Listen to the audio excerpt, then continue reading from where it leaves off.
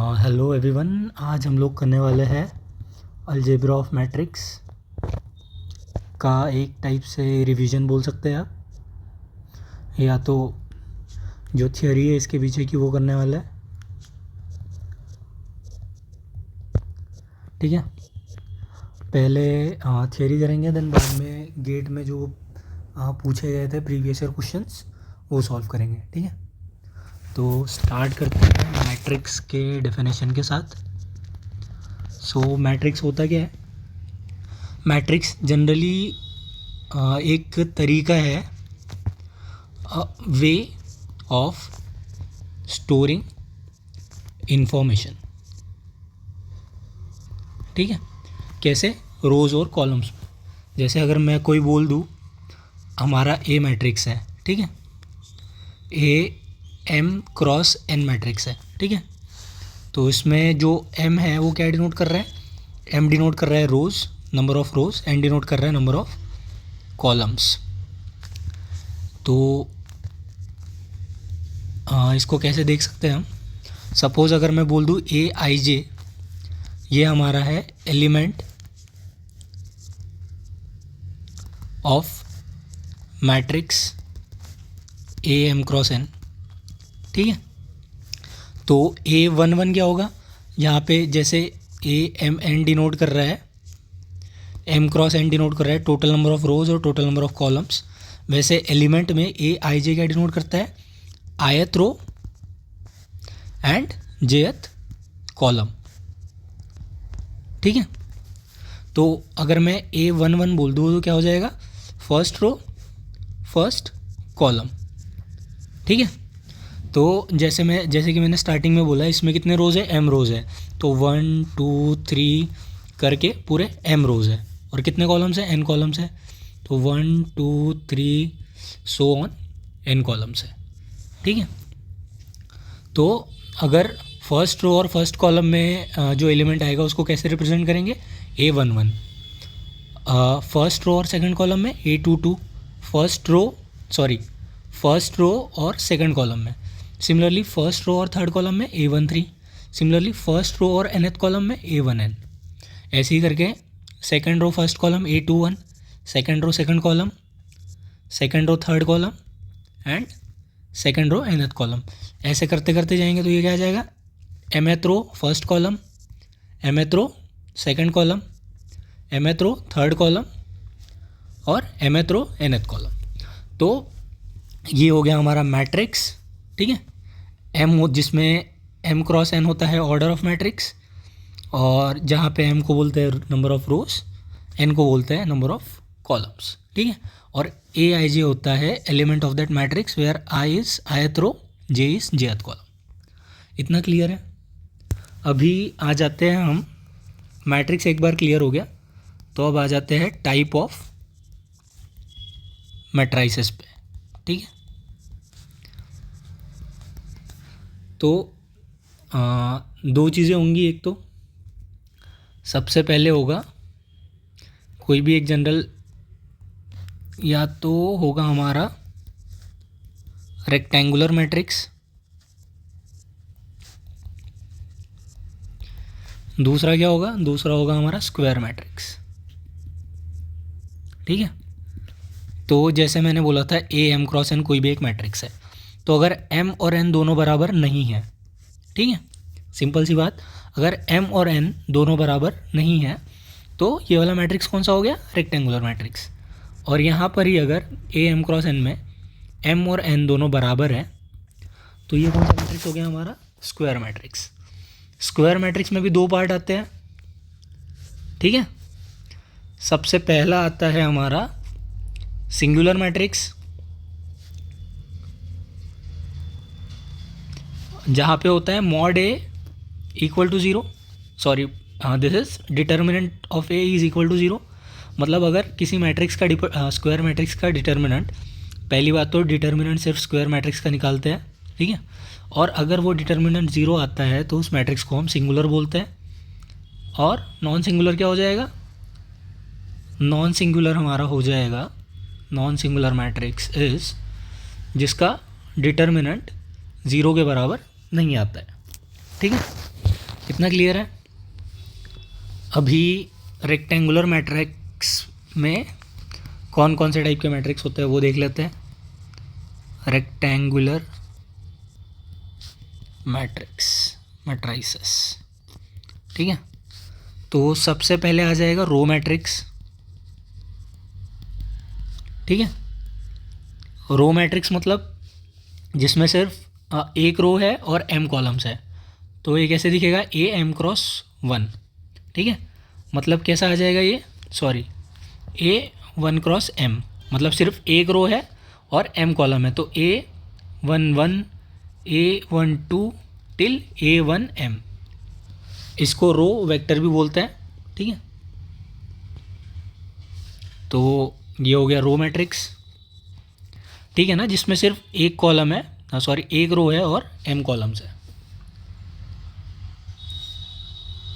और m क्या हो जाएगा? ऑर्डर हो जाएगा मैट्रिक्स का। सिमिलरली कॉलम मैट्रिक्स क्या होगा हमारा? इसका उल्टा, जिसमें m रोज है और एक ही कॉलम है, इस टाइप से दिखेगा ये A1 1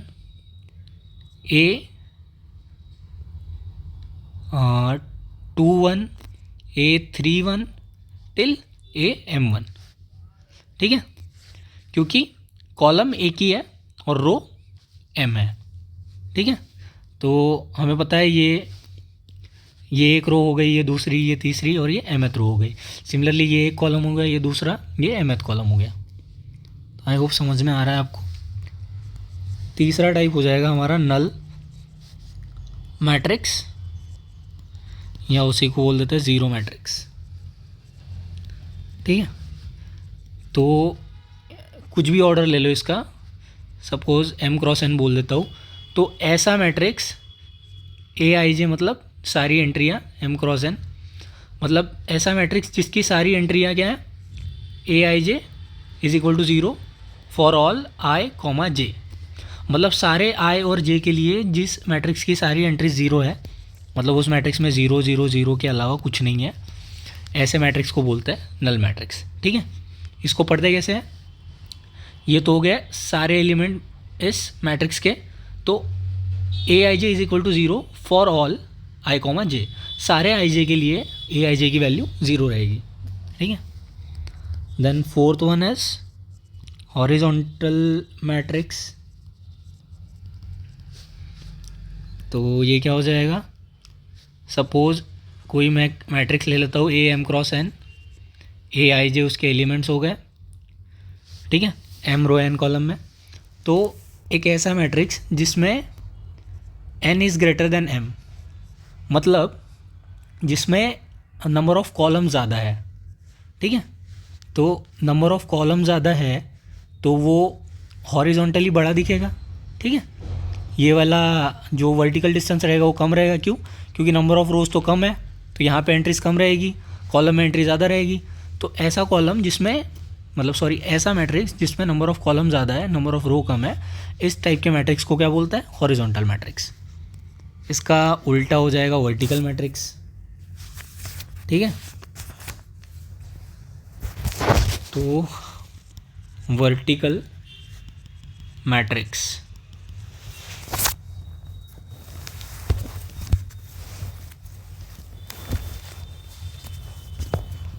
तो इसका बिल्कुल उल्टा हो जाएगा, that is AM×n = Aij m×n, और यहाँ पे नंबर ऑफ़ रोज़ ज़्यादा रहेंगे, ऑब्वियस है, नंबर ऑफ़ रोज़ ज़्यादा रहेंगे, कॉलम कम रहेंगे, तो ये वर्टिकली दिखेगा, मतलब वर्टिकली ज़्यादा लंबा दिखेगा, इसलिए वर्टिकल मैट्रिक्स नाम दे दिया।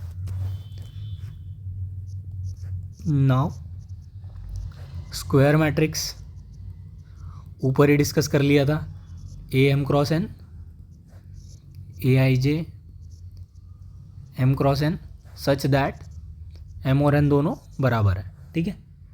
ऐसा मैट्रिक्स जिसमें m और n दोनों बराबर है, which it is called as square matrix, ठीक है। और इसको बोलते हैं ऑर्डर ऑफ मैट्रिक्स, दोनों सेम है।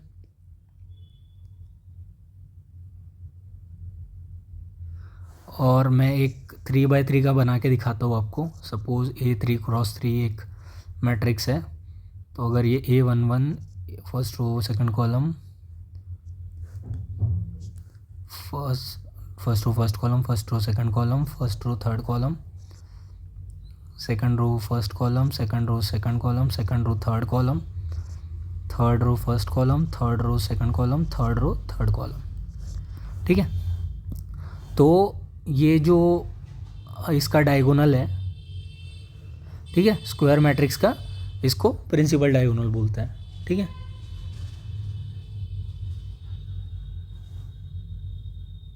प्रिंसिपल या लीडिंग डायगोनल दोनों बोलते हैं इसको। तो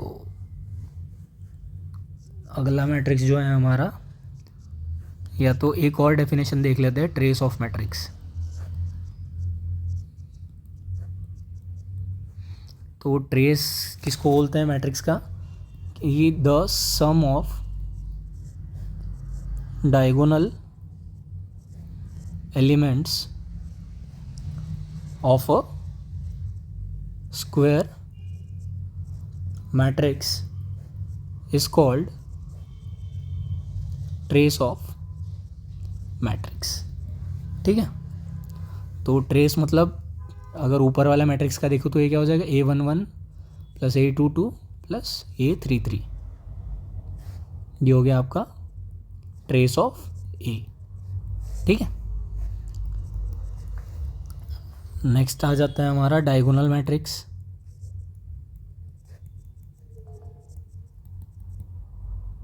तो डायगोनल मैट्रिक्स कैसा टाइप का मैट्रिक्स होता है? मतलब डायगोनल मैट्रिक्स को उस टाइप का मैट्रिक्स बोलेंगे कि जिसमें सिर्फ,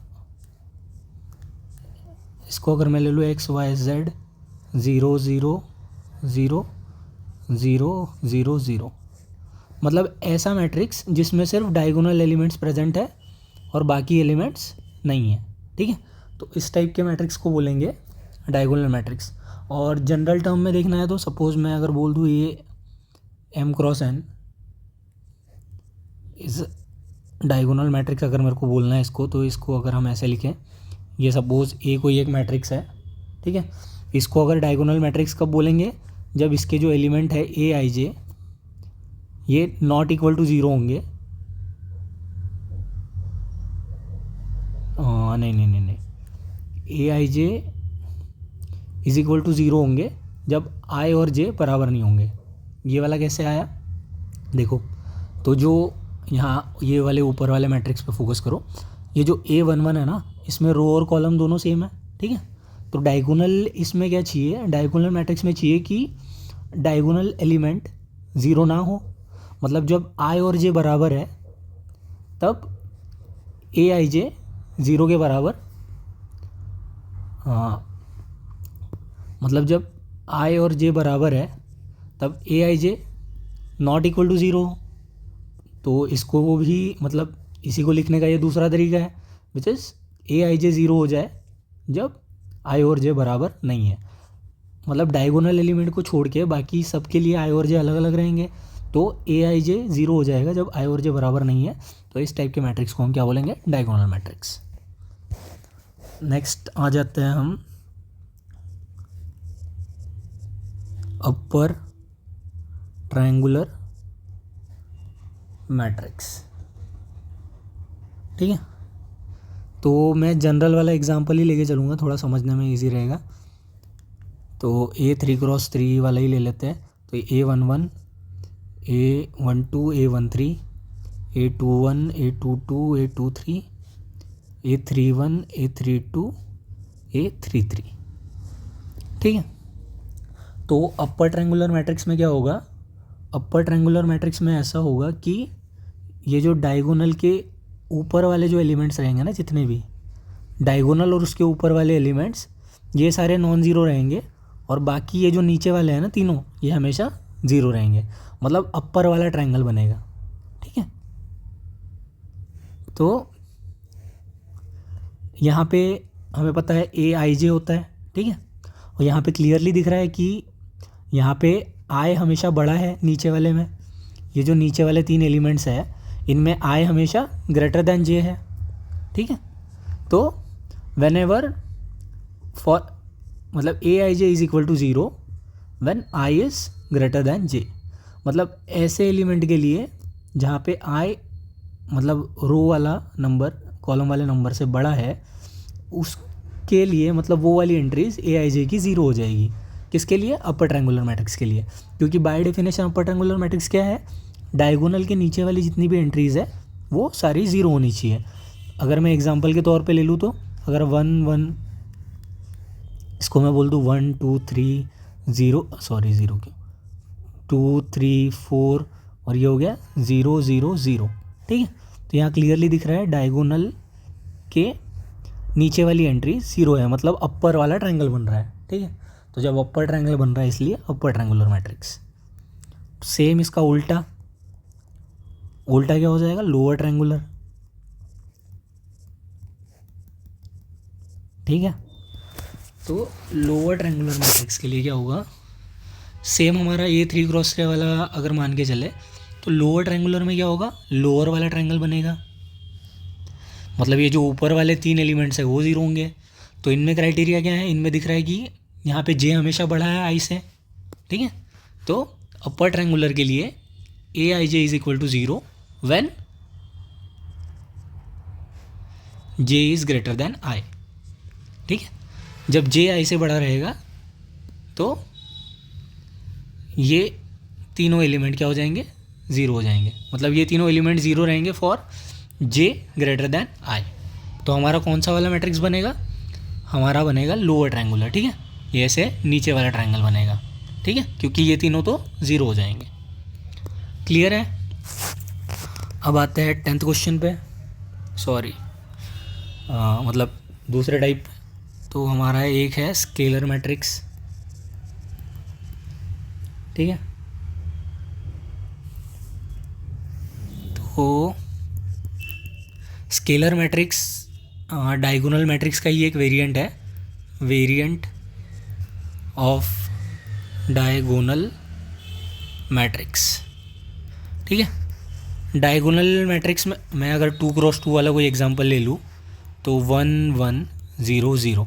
ठीक है, ये 2 क्रॉस 2 वाला डायगोनल मैट्रिक्स है, या तो इसको थोड़ा सिंपल करता है 1 5। ये 2 क्रॉस 2 वाला डायगोनल मैट्रिक्स है। क्यों? क्योंकि इसके डायगोनल एलिमेंट नॉन ज़ीरो है और बाकी एलिमेंट ज़ीरो है। ठीक है, स्केलर मैट्रिक्स इस टाइप का मैट्रिक्स है कि जिसके डायगोनल एलिमेंट हमेशा सेम रहता है। ठीक है, तो इसको कैसे लिखेंगे जनरल टर्म में? Suppose a is m cross n, a i j is our diagonal matrix. ठीक है, मतलब a is our diagonal matrix, sorry scalar matrix. ठीक है, तो ये कब होगा? जब a i j is equal to k रहेगा for i is equal to j. ठीक है,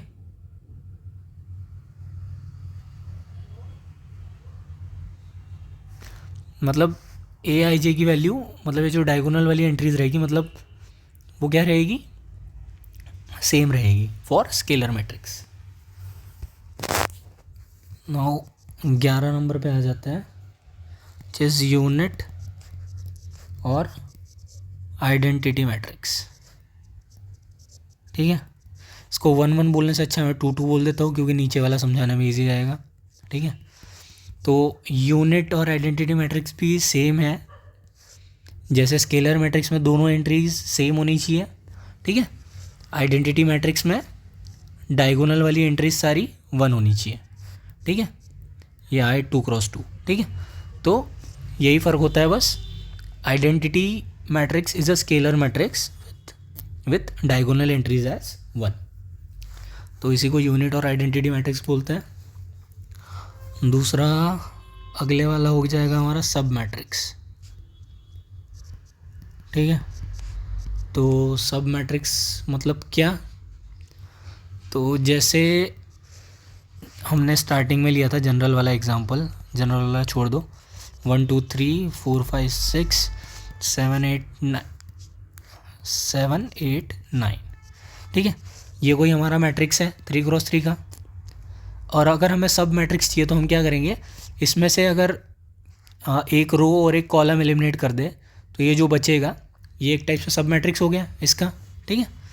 वैसे ही अगर इस कॉलम को एलिमिनेट कर दे तो ये जो मैट्रिक्स बनेगा वो भी सब मैट्रिक्स बनेगा। इस रो को एलिमिनेट कर दे तो ये जो मैट्रिक्स बनेगा वो भी सब मैट्रिक्स बनेगा। मतलब किसी भी रो को या कॉलम को या तो रो और कॉलम दोनों को एलिमिनेट करके किसी मैट्रिक्स से जो मैट्रिक्स बनता है उसको सब मैट्रिक्स बोलते हैं। जैसे इसके बहुत सारे पॉसिबल हैं, एक तो हो गया 1 2 4 5 एक हो गया, बाद में ऐसे भी बना सकते हैं 1 2 3 4 5 6, ऐसे भी बना सकते हैं 1 4 7 2 5 8, ठीक है, जैसे मर्जी वैसे। तो this is your sub matrix. Now coming to the equal matrix, equality या इक्वल मैट्राइसेस, ठीक है। तो दो मैट्रिक्स इक्वल कब रहेंगे? पहली बात when they are of same order, एक तो ये पहली बात हो गई। दूसरी क्या? The elements in the corresponding positions are equal. मतलब अगर A है हमारा A11 A12 A21 A22, B है हमारा B11 B12 B21 B22, ठीक है। पहली बात तो दोनों के ऑर्डर सेम है 2 क्रॉस 2, ठीक है, तो पहली कंडीशन तो फुलफिल हो गई। दूसरे कंडीशन के लिए क्या होना चाहिए? A11 और B11 सेम होने चाहिए। मतलब पहले वाले की AIJth एंट्री और दूसरे वाले की AIJth एंट्री, इसको जनरल टर्म पहले मैं नॉर्मली बता देता हूँ। A11 B11 बराबर होंगे, A12 B12 बराबर होंगे, A21 B21 बराबर होंगे, A22 B22 बराबर होंगे। मतलब AIJ is equal to BIJ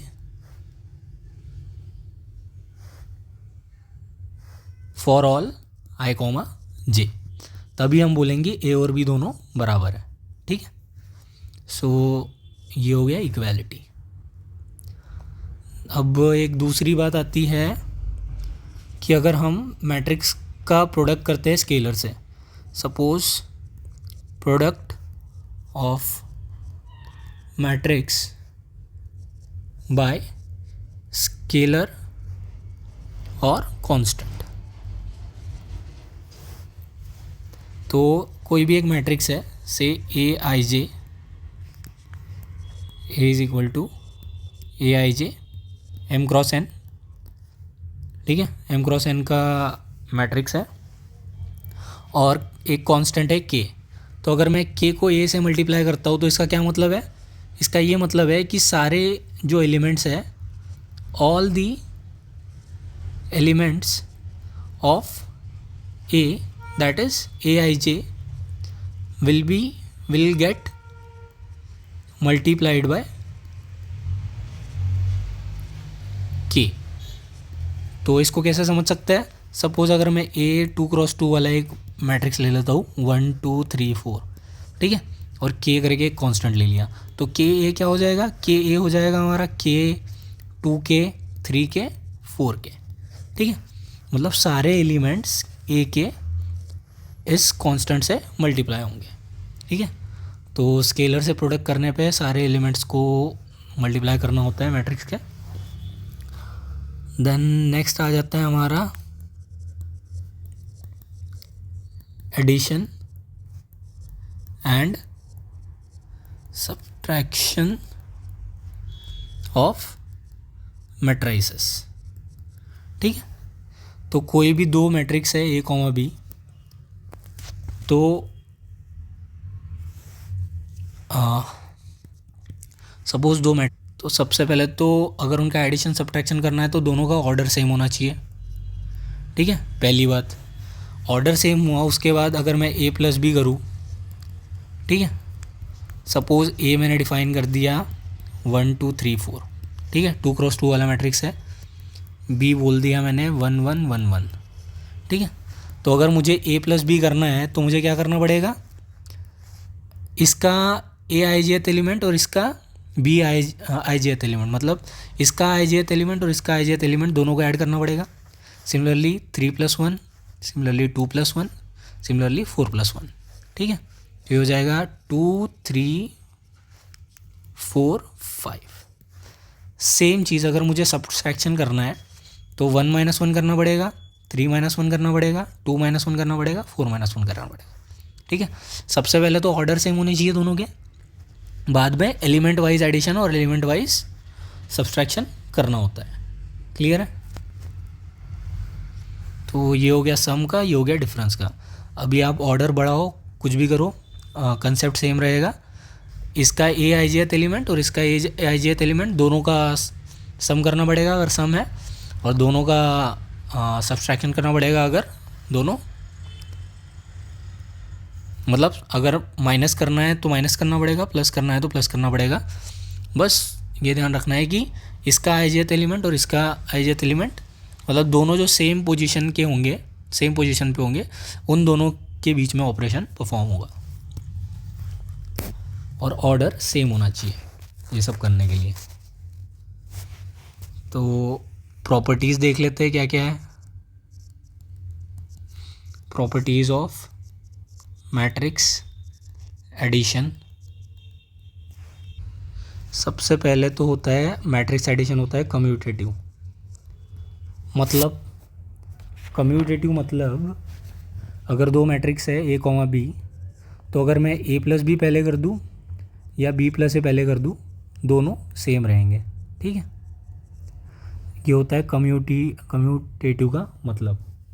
दूसरी चीज़ होती है एसोसिएटिव। ठीक है, इसका क्या मतलब होता है, अगर तीन मैट्रिक्स है मेरे ए कॉमा बी कॉमा सी, मतलब ए बी सी तीन मैट्रिक्स है, तो अगर मैं ए प्लस बी करके फिर सी में ऐड करूँ, या तो बी प्लस सी करके फिर ए में ऐड करूँ, तो दोनों सेम रहेगा। ठीक है, तीसरा होता है हमारा कैंसिलेशन, कैंसिलेशन लॉ। इसका क्या मतलब हो जाएगा, अगर ए बी सी मेरे तीन मैट्रिक्स है, तो अगर a plus b is equal to a plus c तभी हो पाएगा जब बी और सी दोनों सेम रहेंगे। ठीक है, अदरवाइज़ ये पॉसिबल नहीं है। ठीक है, मतलब कॉमन सेंस है कि बी और सी अगर सेम रहेंगे तभी ये वाला साइड और ये वाला साइड सेम आएगा। ठीक है, अदरवाइज़ कोई और दूसरा रास्ता नहीं है। देन अगली चीज़ है हमारी, जो कि काफ़ी इम्पोर्टेंट चीज़ है मैट्रिक्स अलजेब्रा में, वो की है मल्टीप्लिकेशन ऑफ मैट्रिसेस। ठीक है, तो अगर कोई भी दो मैट्रिक्स है, लेट सपोज ए और बी है, तो दोनों का प्रोडक्ट कब पॉसिबल होगा। सपोज ए का ऑर्डर है एम क्रॉस एन, दूसरे का है पी क्रॉस क्यू। ठीक है, ऐसे दो मैट्रिक्स हैं, तो ए बी कब पॉसिबल होगा, मतलब दोनों का प्रोडक्ट कब पॉसिबल होगा। ये तभी पॉसिबल होगा जब number of columns in A, मतलब अगर ए बी डिफाइन कर रहा हो तो, is equal to number of rows in B. मतलब number of columns in A मतलब एन हो गया, number of rows in B मतलब पी हो गया। तो जब एन और पी दोनों सेम रहेंगे तभी ये मैट्रिक्स मल्टीप्लिकेशन पॉसिबल होगा। और अगर मेरे को बी ए डिफाइन करना है तो सेम चीज़, जो पहले आएगा उसका number of columns in B is equal to number of rows in A. तो number of columns in B मतलब क्यू, और number of rows in A मतलब एम। क्यू और एम बराबर होंगे तब बी ए डिफाइन होगा।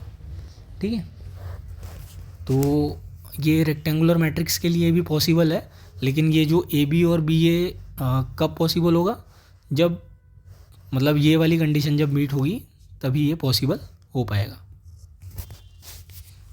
जनरली स्क्वायर मैट्रिक्स है तब ये वाली पॉसिबिलिटी ज़्यादा रियल सेंस में होने का हो सकता है। तो अब इसको डिफ़ाइन कैसे किया गया है, तो ये तो हो गया कि मतलब कब डिफ़ाइन होगा मल्टीप्लिकेशन। अभी अगर दो मैट्रिक्स को मल्टीप्लाई करना है तो वो कब कर पाएंगे, ठीक है। तो मैं एग्जांपल के लिए ना डिफरेंट वाले ले लेता हूँ। सपोज़ मैट्रिक्स ए ले लिया मैंने, 1 2 3, तो छोटा ले लेते हैं 4 5 1 2 3 4 1 2, ठीक है। ये हो गया मैट्रिक्स ए। इसमें रोज कितने हैं 3, कॉलम कितने हैं 2, ठीक है। बी ले लिया 1 1 1 1, रोज कितने हैं 2, कॉलम कितने हैं 2। तो मैट्रिक्स मल्टीप्लिकेशन के लिए क्या होना चाहिए, पहले वाले का नंबर ऑफ़ कॉलम और दूसरे वाले का नंबर ऑफ़ रोज दोनों बराबर होने चाहिए, जो कि यहाँ पे है, ठीक है। और रिजल्टेंट जो आएगा मैट्रिक्स सी ए और बी को मल्टीप्लाई करने के बाद उसका ऑर्डर क्या रहेगा, पहले वाले के रो दैट इज़ 3 और दूसरे वाले के कॉलम दैट इज़ 2, ठीक है। तो ए बी का जो रिज़ल्ट आएगा वो क्या आएगा 3x2 ऑर्डर, ठीक है। मतलब 3 रो और 2 कॉलम। तो ये कैसे होगा ऑपरेट, तो इसका पहला एलिमेंट निकालने के लिए क्या करेंगे हम, इसको और इसको सम प्रोडक्ट लेंगे, मतलब 1 × 1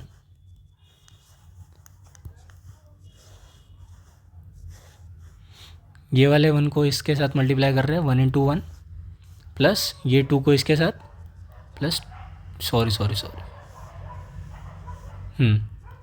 ठीक है। सिमिलरली 3 और 4 के साथ भी सेम कर रहे हैं दैट इज़ 3 × 1। पहला वाला कॉलम मिलाने के लिए इसकी रो को इसके कॉलम के साथ मल्टीप्लाई कर रहा है, ठीक है। 3 × 1 × 4 × 1।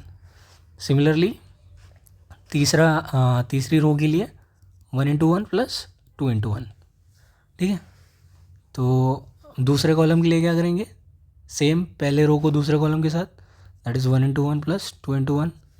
सिमिलरली 3 × 1 प्लस 4 × 1 और ये 1 × 1 प्लस 2 × 1। तो ये क्या हो जाएगा 1 + 2 3 7 3, यहाँ भी आएगा 3 7 3, ठीक है।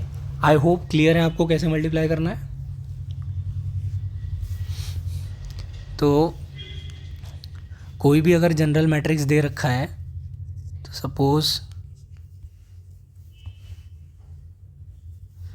अगर ए दिया है हमें x y z, या तो a11 a12 a13 a14 a21 a22 a23 a24, तो इसका क्या है नंबर ऑफ़ रोज़ है 4 और नंबर ऑफ़ कॉलम्स है 2, ठीक है। सिमिलरली बी में अगर ले लूँ, बी इसमें क्या होना चाहिए number of column number of row के बराबर होनी चाहिए ना, तो B11 एंड B21, ठीक है। तो इसमें नंबर ऑफ़ रोज़ कितना है 2, नंबर ऑफ़ कॉलम है 1, ठीक है।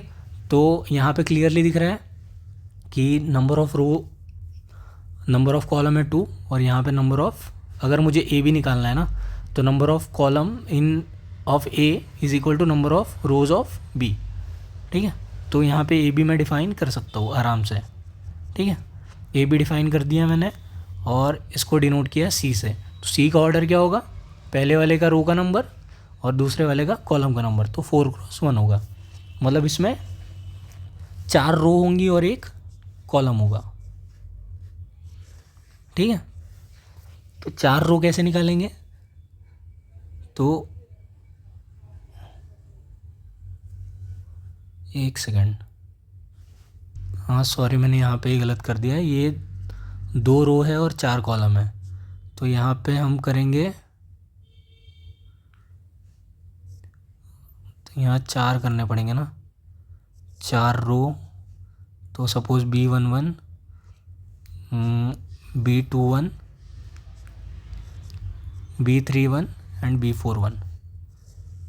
तो ये हो गए हमारे 4 रो और 1 कॉलम। ठीक है, तो यहाँ नंबर ऑफ़ कॉलम और नंबर ऑफ़ रो मैच कर रहा है, तो इसका फाइनल क्या आ जाएगा, 2x4। मतलब यहाँ पे 2 रोज आएंगी और 4 कॉलम आएंगे। ठीक है, तो ये कैसे होगा, सबसे पहले इसकी वाली जो रो होगी वो इसके कॉलम से मल्टीप्लाई होगी, पहली वाली।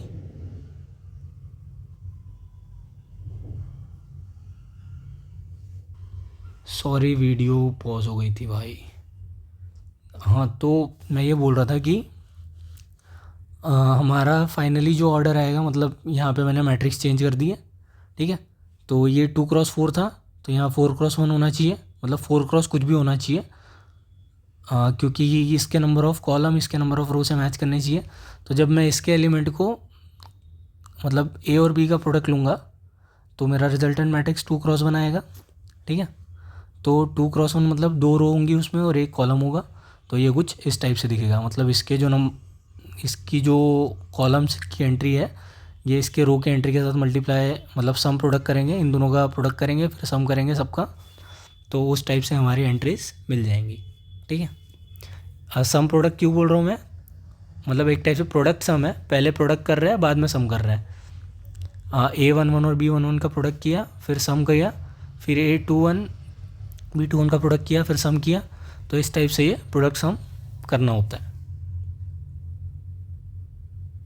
नाउ प्रॉपर्टीज़ देख लेते हैं। जैसे जैसे प्रॉब्लम करेंगे आपको और क्लियर होते जाएगा कि ये क्या सीन है मल्टीप्लिकेशन का। सो प्रॉपर्टीज़ में हमारा आ जाएगा सबसे पहले कि multiplication of matrix is not commutative. ठीक है, मतलब ए बी और बी ए दोनों सेम बात नहीं है। ठीक है, दूसरा,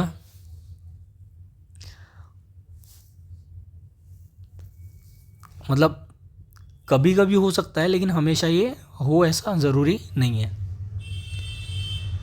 दूसरा है मल्टीप्लिकेशन इज एसोसिएटिव, मतलब अगर ए को मैं बी सी से मल्टीप्लाई कर लूँ, मतलब पहले बी सी का मल्टीप्लिकेशन कर लूँ और बाद में ए से मल्टीप्लाई करूँ, या तो पहले ए बी को मल्टीप्लाई करके सी से कर दूँ, तो दोनों सेम ही बात है। ठीक है, थर्ड है मैट्रिक्स मल्टीप्लिकेशन इज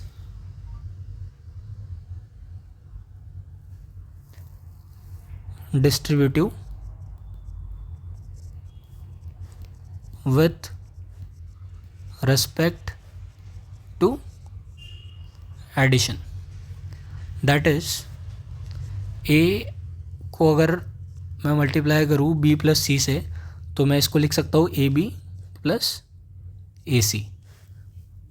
ठीक है, अगर b और c को ऐड कर लूँ और a से प्रोडक्ट ले लूँ, या तो ए बी और ए सी अलग अलग निकाल लूँ, दोनों सेम बात है। ठीक है,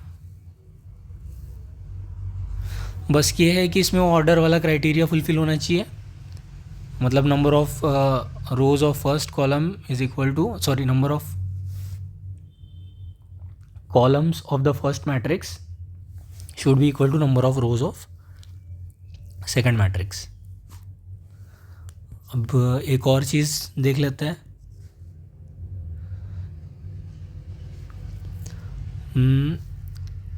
product of matrix with itself is defined only when it is square matrix। ठीक है, मतलब अगर A स्क्वायर मैट्रिक्स है तो A डॉट A क्या हो जाएगा, ए का पावर 2 हो जाएगा, ठीक है। और अगर A M into A N कर रहे हैं तो सेम जैसे लॉ फॉलो होता है पावर वाला, वही फॉलो होगा। उसके लिए ए क्या होना चाहिए, स्क्वायर मैट्रिक्स होना चाहिए, ठीक है। एक और चीज़, अगर दो मैट्रिक्स का प्रोडक्ट ज़ीरो आ रहा है तो ऐसा ज़रूरी नहीं है कि ए ज़ीरो मैट्रिक्स है या बी ज़ीरो मैट्रिक्स है, ठीक है। ए भी अगर नॉन ज़ीरो मैट्रिक्स है और बी भी नॉन ज़ीरो मैट्रिक्स है, उस केस में भी ऐसा हो सकता है कि ए और बी का जो प्रोडक्ट है वो ज़ीरो है, ठीक है। मतलब ये ज़रूरी नहीं, मतलब ज़ीरो रहेगा तब तो ज़ीरो आएगा ही, लेकिन ए और बी ज़ीरो आ रहा है इसका मतलब ये ज़रूरी नहीं है कि ए ज़ीरो है और बी ज़ीरो है, ठीक है। तो ऐसा कौन सा केस है एक देख लेते हैं। सपोज़ ए 1 1 1 1 है और बी है हमारा 1 0 -1 0, दोनों 2 क्रॉस 2 है, ठीक है। तो number of rows of first is equal to number of columns of first is equal to number of rows of second matrix. तो ए बी पॉसिबल है, ठीक है। तो ये हो जाएगा 1 1 1 1। इसका जो रिजल्टेंट आएगा उसका भी ऑर्डर क्या रहेगा, 2 क्रॉस 2। ये हो गया 1 0 -1 0। तो इधर इसके वाले कॉलम्स को इसके वाले रो से मल्टीप्लाई करेंगे, that is 1 into 1 plus 1 into -1। Similarly नीचे वाले को पहले वाले से करेंगे, that is 1 into 0 plus 1 into 0। दूसरे वाले के लिए भी इस कॉलम को दूसरे वाले से करेंगे, that is 1 into 0 plus 1 into 0। Similarly नीचे वाले को, that is 1 into 0 plus 1 into 0। तो ये हो गया आपका 1 -1, तो ये 0, बाकी तो 0 0 ही आ रहा है। तो यहाँ पे ए और बी दोनों नॉन ज़ीरो मैट्रिक्स है, लेकिन फिर भी उन दोनों का प्रोडक्ट 0 आ रहा है, ठीक है। सो इस टाइप के मैट्रिक्स को बोलते हैं ज़ीरो डिविज़र मैट्रिक्स,